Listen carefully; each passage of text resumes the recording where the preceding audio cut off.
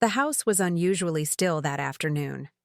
I pushed the bedroom door open with my shoulder, still humming the tune that had followed me from the grocery store. The sunlight filtered through the curtains in slow, golden stripes, falling across the bed. And that's when I saw it. A faint glimmer.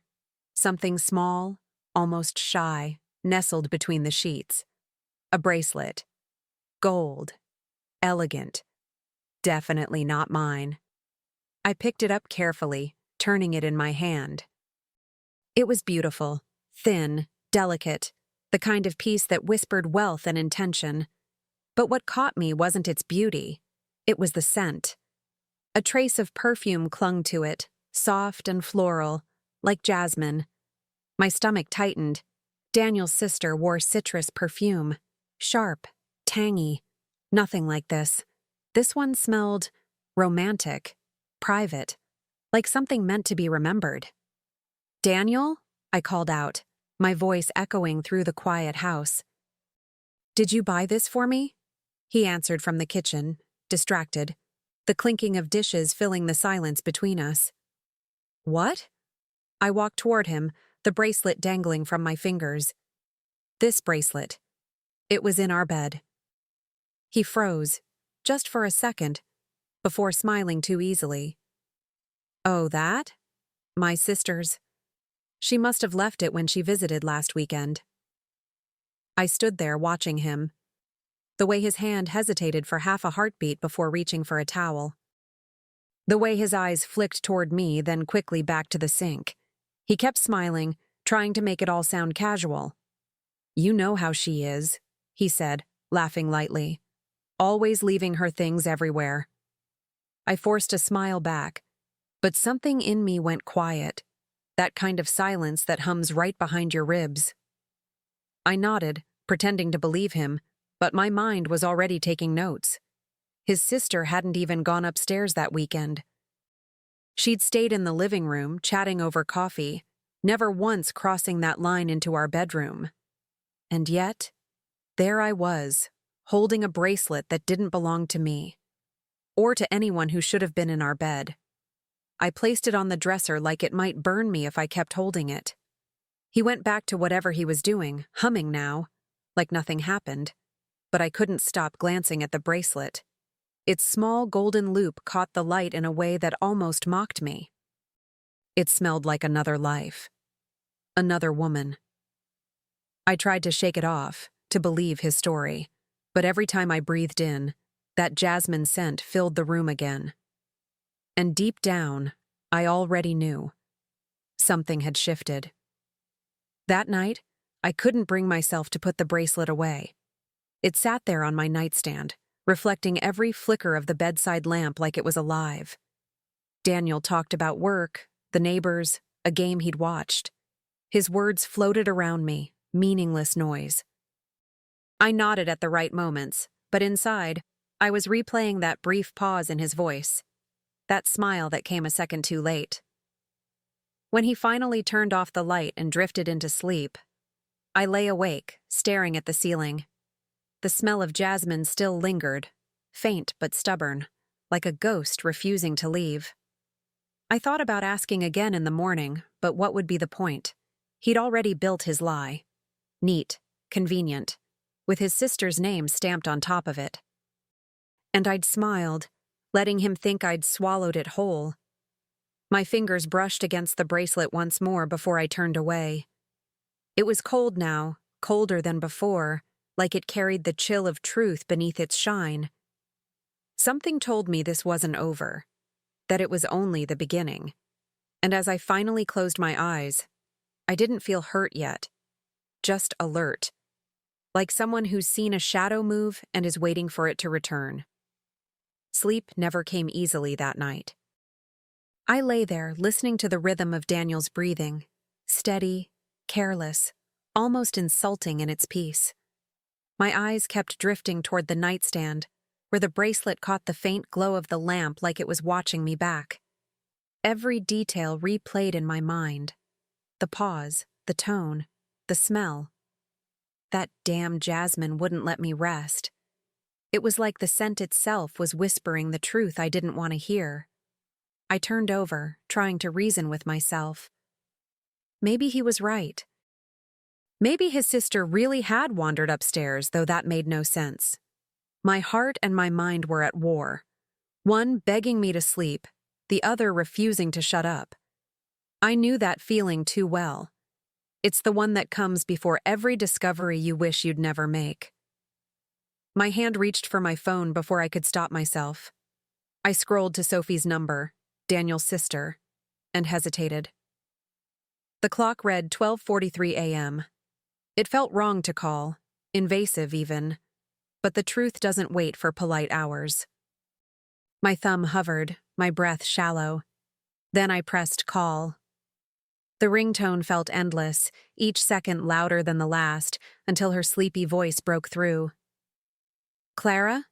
Is everything okay?" "Sorry for calling so late," I whispered, already regretting it, though not enough to hang up. "I just wanted to ask, did you leave a bracelet here when you came over last weekend?" There was a pause, the kind where you can hear someone waking up, shifting, trying to make sense of a question that doesn't belong at midnight. "Bracelet," she said slowly. "I haven't worn bracelets in months. Why?" My heart started thudding in that dull, predictable rhythm of confirmation. "Daniel said you left one," I managed, my voice too steady for what I felt. Gold, with tiny pearls. Another silence. Longer this time, heavier. Then Sophie's voice sharpened, confusion turning into concern. "Clara? I wasn't even in your bedroom. Why would he say that?" I didn't answer right away. I was staring at the bracelet, still on the nightstand, glowing faintly like it had heard every word. The lie was exposed, small but fatal, like a thread pulled from a perfect seam. "That's what I was wondering," I said quietly. We exchanged a few polite goodbyes, but neither of us believed the calmness in our voices. When I hung up, the air in the room felt different, heavier, like the house itself was holding its breath. After I hung up, I just sat there for a while, staring at nothing. The silence was deafening, the kind that makes you aware of your own breathing. Daniel slept beside me, one arm sprawled carelessly across the bed, as if nothing in the world could touch him. I looked at him and wondered how many times he'd lied like that, effortlessly, like it cost him nothing. The bracelet shimmered in the lamplight, mocking the space between us. I picked it up again, turning it over between my fingers. The scent had faded now, softer, but it still clung to the metal like a secret refusing to die. I thought about Sophie's voice, confused, genuine, and about his. How easily he'd used her name to cover his tracks. That was the part that hurt the most. Not the lie itself, but the ease with which he dragged someone innocent into it. I placed the bracelet back on the nightstand and switched off the light. But the darkness didn't offer comfort. It felt like the beginning of something. A crack forming, small but unstoppable. My mind stopped searching for explanations and started building questions instead. Who was she? How long had it been? And why, of all places, had he left a piece of her in our bed?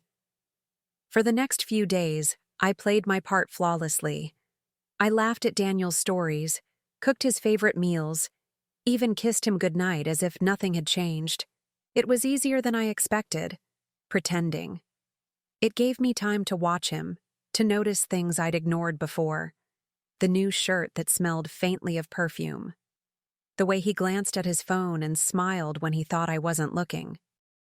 Lies have a rhythm, I realized, and once you hear it, you can't unhear it. Every detail became a clue. I'd catch him humming in the shower, that same light tune he always used when he was hiding something. My instincts sharpened with every small discovery. I wasn't angry yet. Not the kind of anger that burns. Mine was cold, deliberate. I wasn't going to scream or cry or throw plates. No, I wanted the truth. And I wanted to hold it in my hands before he even realized I was looking. That's when I remembered the jewelry store downtown, the one where he'd bought my anniversary necklace last year. Daniel wasn't imaginative. If he'd bought this bracelet, he'd gone there again. So one afternoon, I told him I had errands to run, put on my calmest smile, and drove straight to the place where his lies might finally have a receipt. The bell above the jewelry store door chimed softly as I walked in. The air smelled faintly of polish and perfume. Expensive, rehearsed. A young clerk behind the counter looked up and smiled. I could tell he recognized me, though he couldn't quite place where from. I placed the bracelet gently on the glass display and said, "I was wondering if you could tell me where this was bought." My voice sounded calm, almost detached, like I'd rehearsed this moment in my head for days. He examined it closely, turning it under the light. "Beautiful piece," he said, then frowned slightly as he flipped through a small digital record book. "Yes, this one was purchased here about a month ago." I felt my pulse in my ears, a low, steady thud. "By whom?" I asked, though I already knew the answer. He looked up after a moment, polite and professional. "Daniel Wright, paid in cash, gift-wrapped." There it was, simple, undeniable. My name didn't need to be on the receipt. My absence was loud enough. I asked one more question quietly. "Did he say who it was for?" The clerk smiled, oblivious. "His girlfriend, I believe." "He said she loves delicate jewelry." The word girlfriend landed softly, like a feather and a blade all at once. I thanked him, managed a smile, and left before my hands could start shaking. I walked out of the store into the sharp afternoon light. The world looked the same, but something inside me had shifted, like a lock clicking open. I gripped my purse tightly as I crossed the street, my knuckles white against the leather.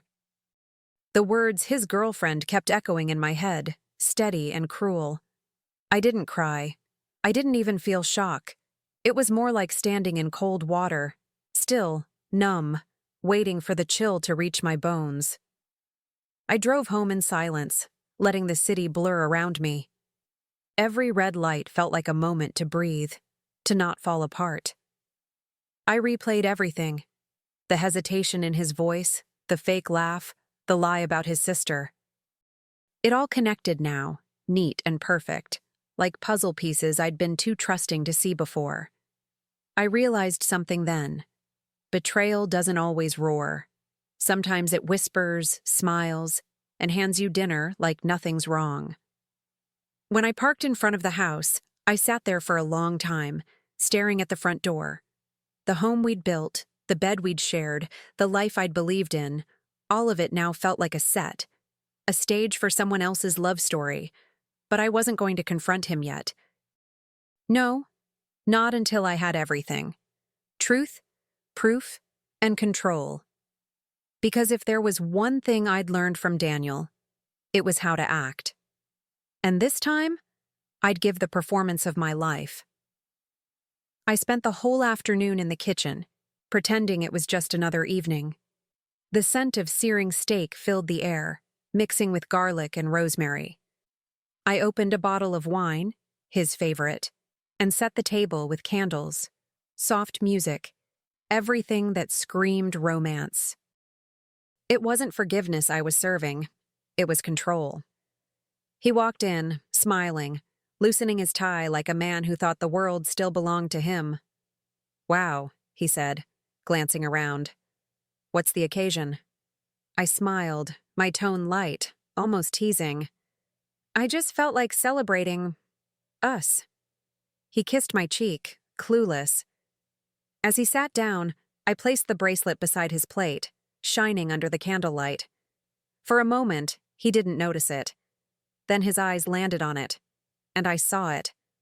The flicker. The smallest tremor in his smile before he forced out a laugh. "Still holding on to that thing?" he said, picking it up between his fingers. "I told you it's Sophie's." My voice came out softer than I expected, steady but sharp underneath. "Yes," I said. "I called her." He froze, glass halfway to his lips.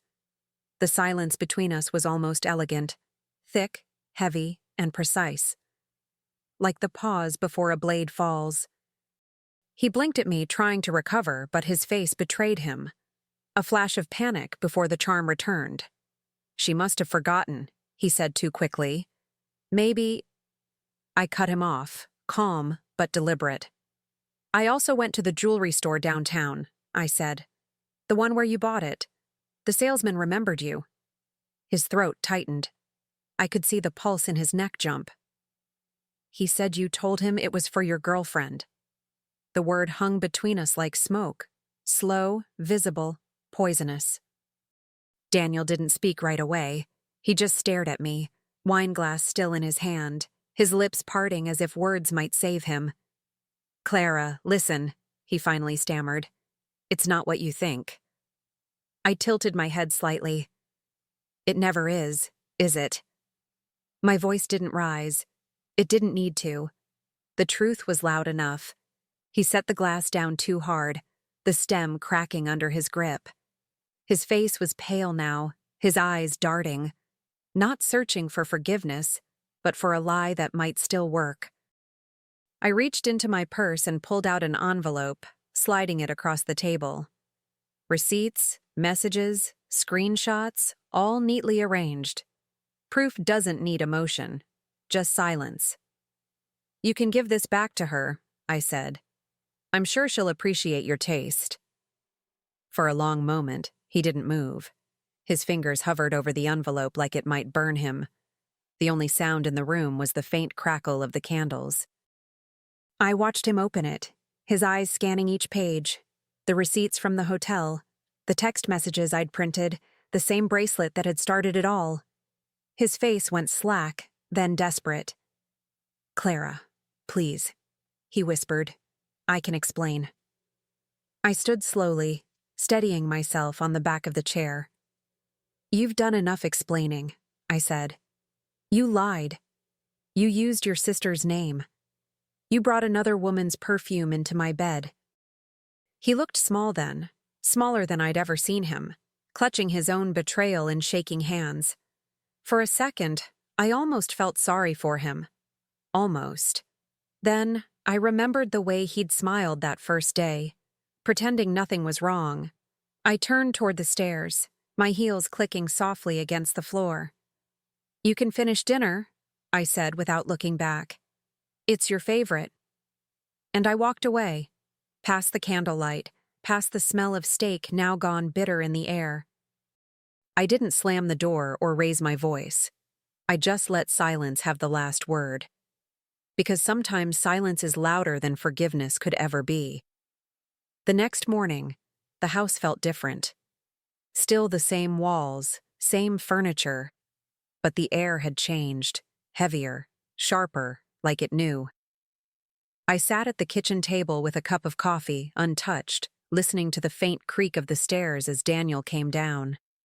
His face was pale, his eyes swollen from a night spent rehearsing apologies. He stood there in silence for a moment before speaking. "Please, Clara," he said quietly. "It was a mistake. She meant nothing." Mistake. That word again. So small, so cowardly. I looked at him and felt nothing. Not anger, not grief, just an empty space where love used to live. "You lied to my face," I said calmly. "You used your sister's name to cover for another woman. That's not a mistake, Daniel. That's who you are." He reached for me, but I pulled back. The distance between us wasn't just physical anymore. It was permanent. "We can fix this," he said, his voice breaking. I almost laughed.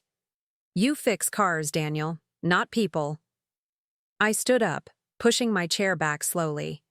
"And I'm not something that needs repairing." He looked at me like a man drowning, but I'd already learned how to breathe without him. I went upstairs, packed a single suitcase, and left before the coffee even cooled. I met with my lawyer that afternoon.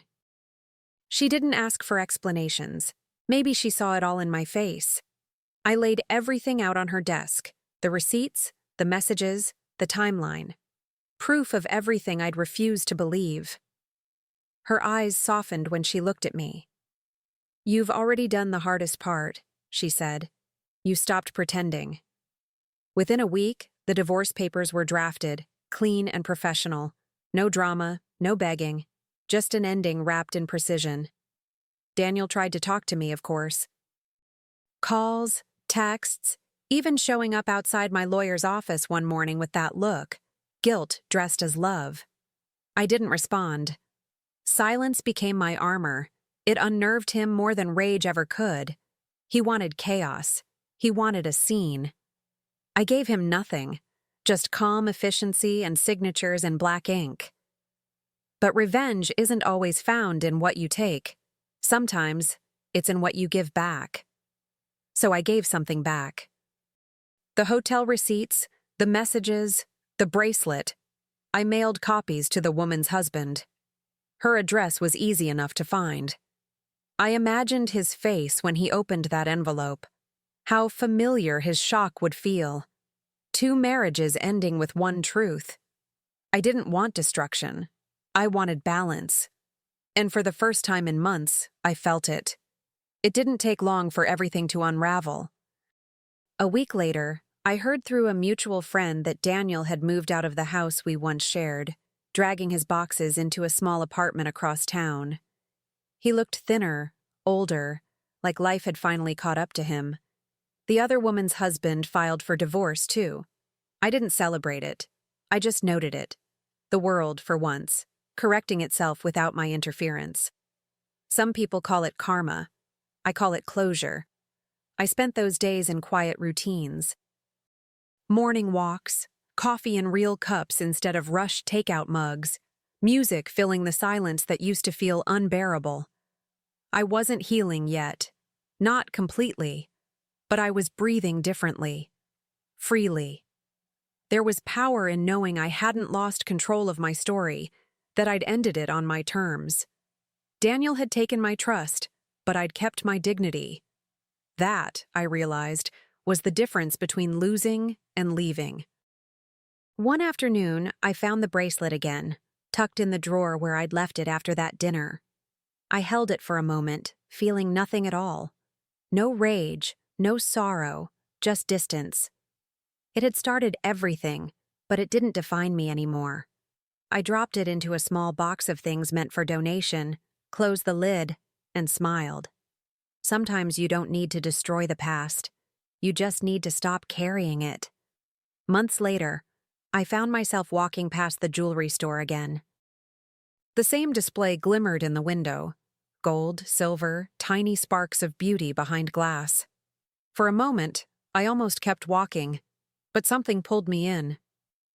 The bell above the door chimed softly, and the same clerk looked up, surprised but polite. "Back for another gift?" he asked with that same easy smile. "Yes," I said, smiling back. "For myself this time. I chose a simple silver bracelet. Nothing extravagant, nothing loud, just elegant, quiet. It had a small engraving on the inside. One word, enough. When I slid it onto my wrist, it felt different.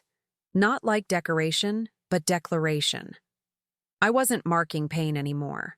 I was marking peace. The clerk wrapped it carefully, unaware of the weight behind the moment, and wished me a good day. I almost laughed. It was. At home, I placed the new bracelet on the nightstand, the same spot where the golden one had once waited for me. The light caught it softly, but this time, it didn't mock me. It shimmered with something else, freedom. I looked at my reflection, older, wiser, steadier. He bought deceit, I thought.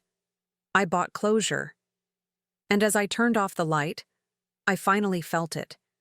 The quiet, complete kind of peace that doesn't need witnesses.